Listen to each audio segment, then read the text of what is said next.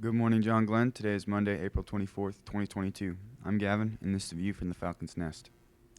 And you junior or senior planning on attending prom, tickets are on sale now for $40. They may be purchased until Friday. If you are taking someone from another school or someone that has graduated, make sure to get your guest pass completed and turned in today. Guest passes have to be approved before you can purchase your tickets. A special thank you to all senior board members for your efforts in putting together yesterday's baccalaureate program. Your leadership was greatly appreciated. Thank you also to all of the staff members involved as well, Mr. Simpson, Mrs. Carey, Mrs. Russell, Mr. Birch, Mr. Wolf, Miss Medich, Mr. Davis, Mrs. Rhodes, Mr. Cleveland, and Mr. Brown. Seniors, we really need a head count for our luncheon on the last day of school. Look back in your email to find the Google form from Miss Parent. All you need to do is click yes or no so that we can tell the ladies who prepared the meal about how many of you are planning to attend. Details are in the email. A busy and dangerous stretch of US 31 in Marshall County is getting a safety makeover in memory of a teenager who died at a railroad crossing over 5 years ago, according to WNDU. Owen Abbott was just 13 when he was killed in December of 2018. He was on a field trip when his school bus was hit from behind by a truck.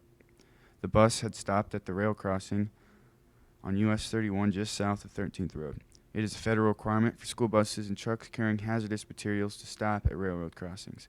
NDOT reported 7 crashes from that location between 2018 and 2022.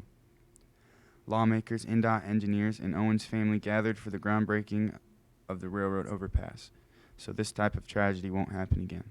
The northbound bridge will be built first. NDOT says drivers can expect two-way traffic to be moved to the southbound lanes of the highway as construction begins. This project is expected to take 2 years. And now to weather with Canyon.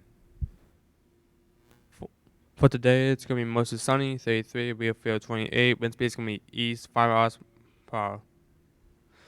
Now for the 3-day forecast for Tuesday, it's going to be a high 48, cloudy, low 36. For Wednesday, it's going to be a high 52, partly cloudy, low 31. Thursday, it's going to be a high 61, partly cloudy, low 32. Now sports with Nathan. Good morning, Falcons. The Lady Falcons softball team got beat by number 2 West Central in 5 innings both games. The Falcons dug a hole by walking 6 and committing 2 errors in the first contest. In the second contest, they got down 16-0 before putting their first run up in the third inning. The deficit was too much for the Falcons. Bright spots on the day were Peyton Thomas going 5 for 6 with 2 home runs.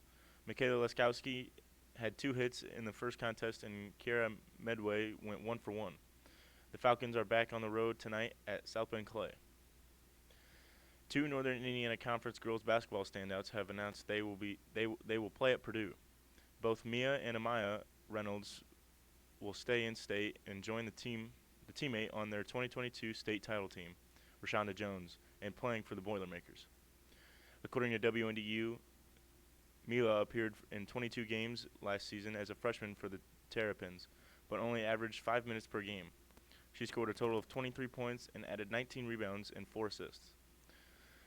On the same day that Mila announced her intention to enter the transfer portal, Amaya announced that she had decommitted from Maryland. The golf team battled through cold and windy weather on Saturday morning at Sycamore Golf Course, bettering their score by 27 strokes from a week ago. The Falcons turned in a season-best 362, which was good enough for 6th place out of 9 strong teams that played in the tournament. A full agenda awaits Falcon athletes this week. Tonight, the golf team will be at Columbia City, and the baseball team will be in action at South Bend Clay. Tomorrow, the track teams will be at Mishawaka Marion, and the tennis team will take on Clay. Wednesday, the golfers travel to New Prairie, and the tennis team begins play in the Northern Indiana Conference Tourney in South Bend, which continues through Saturday. The baseball team will host Elkhart, and the softball team will play at Elkhart. Thursday, the JV baseball team hosts Tippecanoe Valley, while the varsity will travel to South Central. On Friday, the track teams will participate in the LaVille Relays, and the softball team will be at Elkhart Christian. Saturday, the baseball team will be at Tippecanoe Valley, and the JV will host LaPorte. Now to lunch with Canyon.